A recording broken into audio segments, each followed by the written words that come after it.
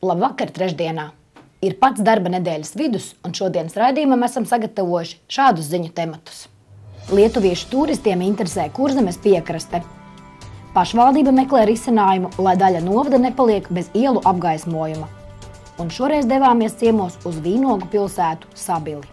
Par savdabīgiem turisma glābējiem pagājušo gadu kļuvuši lietuviešu turisti, kur par savu galamērķi izvēlējušies Kurzemi, it īpaši piekrasti. Ir beidzies turismu izstāžu gadu tirgus, un pagājušo gadu Talsu informācijas centrs ir piedalījies 5 dažādos starptautiskajos turisma gada tirgos.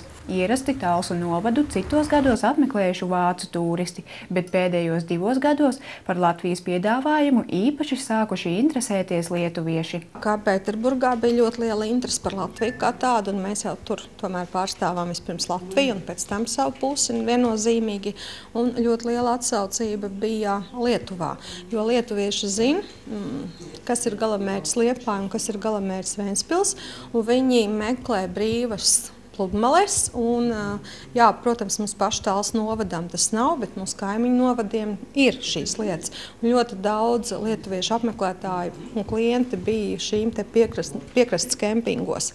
Un tad otrs tāds vilnis, kur iet cauri lietuvieši, tā ir Abals Senlei. Jūras piekrastē esošais kempings Plaucaki, kas darbojas jau 15 gadus, pašlaik ir iesnicis un klusi gaidot jauno turisma sezonu. Arī šī ir viena no vietām, kuru iecīnījuši lietuviešu turisti. Tā īpašniece Vizma Lorence atklāja, ka prognozēt jauno turisma sezonu esot grūti, jo jūtamas krīzes sekas tomēr izvērtēt var iepriekšējo gadu. Tieši tā, ka sākās krīze Latvijā, tā saucamā, jā. Tad arī vairāk parādījās lietuvieši. Vai tas varētu būt skaidrojums ar to, ka tad arī varbūt cenas pieņemamāks kļuva? Es pat nezinu, mums cenas kādas ir, tādas viņas ir, jā. Kāpēc tas ir tā, es tiešām nemāku pateikt. Un, sezona bija tā. Ja nebūtu lietuviešu, tad arī vispār nekā nebūtu. Tie, ko šie klienti, kas brauc, tie brauc, bet tā, jauni latvieši nav. Lietuviešu turisti uz Plaucakiem brauc miera dēļ un lielākoties paši ar savu transportu, tādēļ bieži vien esot dzirdamas sūdzības par Latvijas sliktajiem ceļiem un pārsistām riepām, kas daudzus atturot no atkārtotas braukšanas uz Latviju. Pagājušo gadu kempingā vairākumā skanējusi lietuviešu valoda, bet latviešu turisti, lai gan ierodas mazākumā. Es saku, tas viss ir skaidrojums ar to, ka cilvēkiem nav naudas. Jo mums ir daudz tādu pienākuši klāt, vai tiešām mēs nevaram drusciņi lētāk, jo mums nesanāk. Mēs vēl gribam aizbraukt tur un tur. Vizma Lorence skaidro, ka lietuvieši brauc pieņemamo cenu dēļ, jo Lietuvā atpūta esot dārgāka. Kaimiņu valsts turistus interesē arī Abals Senleja. Tomēr, lai turisti iegrieztos arī Talsu novadā, plānot šogad pievērst uzmanību tieši pilsētas apskatei. Mēs esam radoša personība pilsēta, un kā mēs tam turistam šo iespēju tā īsti nepiedāvājam. Bet aizejot šim flīžu projektam, ja mēs tā varam teikt, tad jūs saprotat, šīm oranžām flīzītēm mēs attīstam tālāk nākošo. Un atradīsim vietas, kur var gan pagleznot, kur varbūt sēž kāds gleznotājs, kur var dzirdēt kāds mūzikas skaņas. Un Talsi, paši Talsi var piesaistīt ar savas mazpilsētas klusumu, mieru un tāpat laikā to dabu, ko mums ir Dieviņš devis. Šogad kā turisma svarīgs elements ir ražots Kurzemē zīme, kas apvieno novadā saražoto un piedāvāto produkciju. Tie, kas brauc individuāli un turisma centros, tiešām nāk individuālie ceļotāji. Mums grupa ceļotāji nenāk, jo tiem jau līdzi ir cilvēks, un viņi jau zina visu, kur jāiet. Tad individuāliem ļoti interesē pēdējā laikā arī šīs lauku sētas. Dažādas tur dzīvnieku audzētavas maziņas un interesants, kā arī ceļotājs interesē nopirkt šo vietējo produkciju. Mieru, ekoloģisku vidi un dabas tuvību piedāvā arī Mežmāja, kas izsenes bijusi mežniecība, un tās apkārtnē apskatām gan Eiropas birs, gan zinātniski pētnieciskie meži. Pagājušais gads bija mūsu pirmais gads, kad mēs būtībā sākām darboties, un viss jauns, un būtībā nebija mums liela reklāma, bet brauca gan pie studenti, mums mācīja praksēs, gan arī interesanti no malas. Mēs piedāvājam konferenču zāli, kas ir uz 100 cilvēkiem, arī nakšņošana pati šeit ir 48 vietas, kas Talsu novadā nav daudz vietas, kas to piedāvā. Un ziemas sezonā nedaudz klusāk, bet ir bijuši visādi pasākumi, Ziemassvētki, jaunie gada pasākumi, balles uzņēmumi ir taisījuši. Mežmāju neviens students sauc par savu prakses vietu. Tās piedāvājumu pārsvarā izmanto cilvēki, kam daba un mežs ir sirdslieta.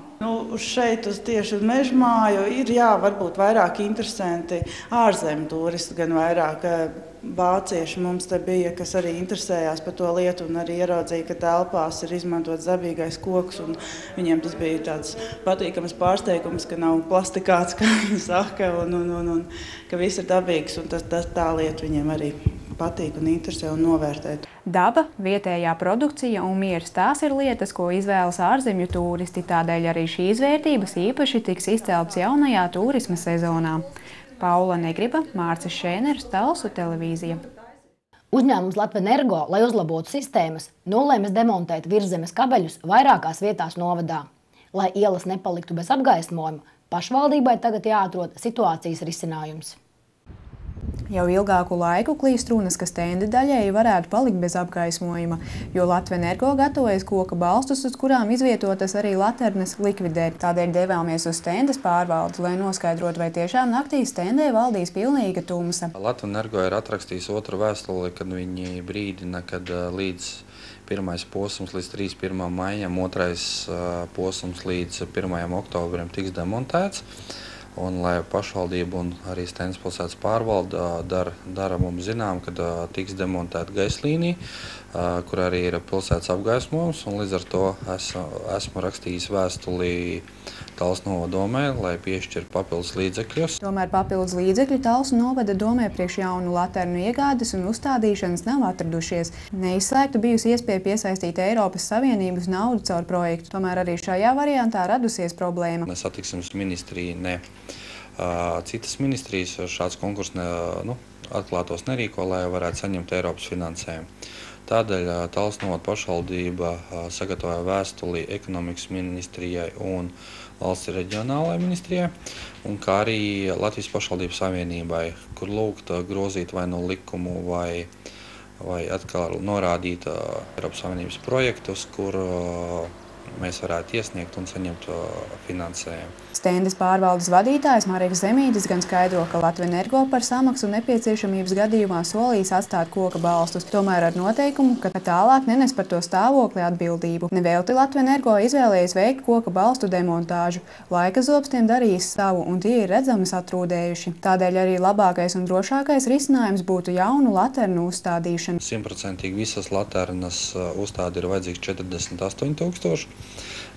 Bet minimālais, lai vismaz viena, divas laternas degtu krustojumus, tie ir 19 000. No vietējiem iedzīvotājiem gan retais dzirdējis par gaidāmo laternu demontāžu, tomēr visi kā viens uzskata, ka gaisma stendē ir vajadzīga. Ir vajadzīgas laternas? Kā tad? Tas jau pats labākais būtu. Cilvēki taču ir, kas strādā līdz vēlām vakaram, kas uz maiņām strādā.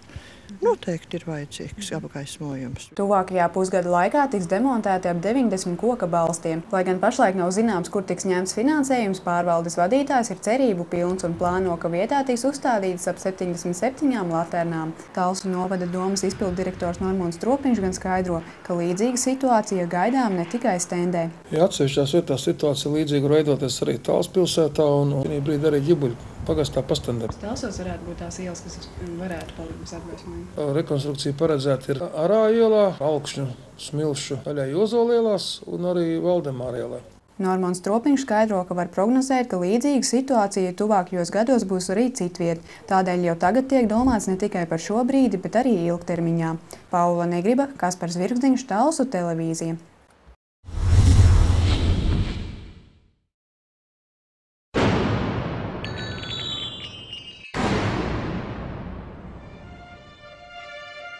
Atis raksta stāstu par karu, par 4 latviešu karavīriem, kam vācieši piespriež nāves sodu.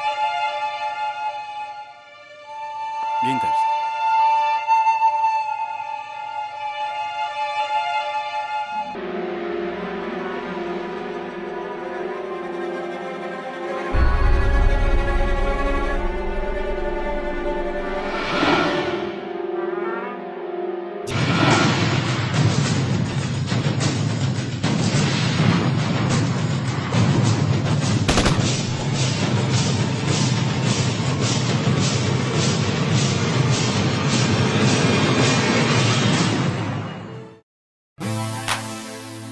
veikals Bēnes 1, Lerha Puškaiša ielā 2, pašā Talsu centrā. Laipni aicina savus pastāvīgos un jaunos klientus. Mūsu laipnie un zinošie pārdevēji ar prieku jūs apkalpos un konsultēs par produktu izvēli. Veikalā plaši pieejams dažādu dzērienu sortiments, plaša dažādu vīnu izvēle katrai gaumei, kā arī alus un citi dzērieni. Marta beigās gaidīsim jūs arī Ventspilī, Talsu ielā 8. Pārmērīga alkohola lietošana ir kaitīga veselībai. Lai gan astronomiskajā pavasarī tikai nesen esam iekāpuši ar abām kājām, sabilnieki jau aktīvi plāno, ar ko jaunajā sezonā pārsteigt pilsētas viesus. Lai gan lielākā raize Sabilē, tāpat kā visur citur, ir darba trūkums, tomēr saulīte, kas atpīd caur mākoņiem, arī sabilnieku domas dara gaišākas. Sabilē valda pavasarīgs miers, arī Lēļu dārzā jau manāmas pavasara noskaņas. Futbola komanda ietērpta saulaini zaļās drēbēs, bet dārznieks jau steidz stādīt pirmās pavasara puķes. Arī paši sabilnieki sākuši gatavoties sējai, un vietējā veikaliņā ik pa brīdim iegriežas pēc kādas sēklu pakas. Sēklas pie mums jau nāk kaut kur janvāra beigās, februāra sākumā. Un tagad jau ir tas laiks, kad liek pirmos tomātu stādiņus, sīpols sēkliņas liek iekšā. Šonedēļ līdz ar pavasara iestāšanos arī skolēni atpūšas nedēļu garā brīvlaikā. Tomēr Sabilas ielās skolēnus var satikt pavisam maz. Bet tagad brīvlaikā bērni un skolnieki dara vispār? Atpūšās no skolas, kā kurš. Ko Sabilē var darīt skolnieki? Iet uz jauniešu centru, var iet, izklādēties un var iet uz Sabilas sporta centru. Satiktie iedzīvotāji atzīst, ka labais laiks padara ne tikai domas gaišākas, bet arī dod iespēju atrast kādu pavasara darbu. Un kāpēc tagad uz pavasara tieši darbs parādījies? Tagad meždarbi, uz meždarbiem.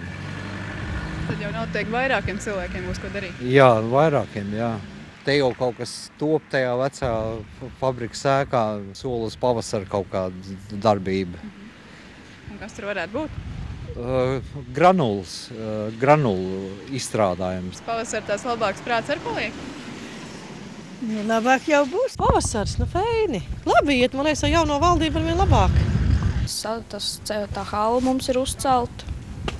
Tur var. Tās liels atspējas noteikti. Jā, protams, jo ir cilvēkiem ko darīt. Gan iet vecāki cilvēki gados, gan jauniešiem ir ko darīt. Sabilas sporta hallē viesojāmies pavisam nesen tās atklāšanā. Tagad gan tajā daudz mierīgāks, tomēr ik pa brīdim ierodas kāds sportot gribētājs, kuru sagaida Haralds Kurnustais. Viņš stāsta, ka šeit ir laba tendence. Vecāki ar bērniem vingrot nāk kopā. Tā, kad tur tās jauniešu intereses ir dalīts. Ilzi ar meitām mēs satiekam trenažieru zālē. Viņa stāsta, ka uz zāli nākot 3 reizes nedēļā. Tad nav jau citur, kur aiziet mums. Pat cik atvērās hala un trenažieru zāli, tad mēs izdomājām pamēģināt, kā tas ir. Aktīva rosība notiek arī Tautas namā, kurā ieejot jūtama lielu darbu smarža. Tajā tiek uzposta lielā zāle un jaunus vaipstus pamazām iegūst skatuve. Jaunie dēļi skatuvei. Un tiek slīpēta grīda. Jūs jau redzat, arī ir nokrāsots sienas, un arī skatuves sienas ir nokrāsots. Būs jauni prožektori. Projekta noslēgums gaidāms augustā, tomēr esot cerības, ka darbi būs pabeigti ātrāk. Pašlaik zāli izmantot nevar, tādēļ kolektīvi gatavojas citās vietās, lai jau 1. aprīlī viesotos stendē. Kolektīvi mēģina kultūras nama garderobē, dejotāji, tad ir skolas zālē. Gerda Zeberiņa atklāja, ka bijusi pirmā sapulce, kur ticis runāts par vīna svētkiem. Arī šogad tajos būs gana daudz estru pasākumu, kuros izvingrināt gan kājas, gan prātu. Bet pašlaik Sabilē var izbaudīt pavasara dvēsmu, redzēt makšķerniekus Abalas krastā un piesaulē meklēt pirmos sniegpulkstenīšus. Paula Negriba, Kaspars Zvirktiņš, Talsu televīzija. Šodienas ziņu raidījums ir izskanējis. Atvadoties, gribam pateikt paldies Pūņu dienas centra bērniem un viņu skolotājām par patīkamo pārsteigumu, ar kuru labprāt dalamies arī ar jums, mīļie televīzijas skatītāji, kuri mums uzticīgi seko gan LTV 7. kanālā, gan mūsu mājaslapā. Paldies par uzticību un satiksimies atkal piekdien!